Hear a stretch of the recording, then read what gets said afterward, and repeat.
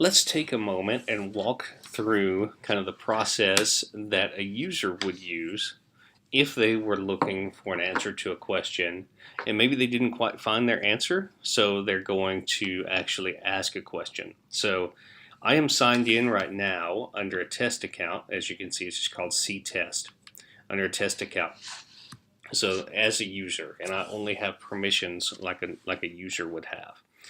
So let's say I come here and I have a question about, for example, maybe something about plans with friends.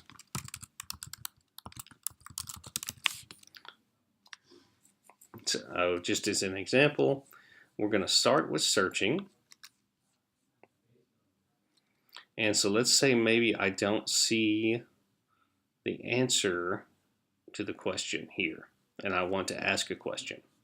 What I'm going to do then is I'm going to hit ask a question. As a user, I can pick a category.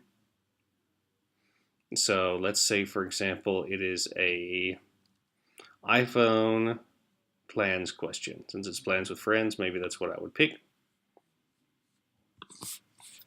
Maybe I ask something like, how do I remove someone from a plan with friends? Down here I could put some more info if I wanted to. To remove someone from a plan. How do I do so? Something along those lines. You can put tags in here, but I doubt most people will use those, but they certainly could. So if I was a user and I was happy with this, I could just hit ask a question. And now that question is posted.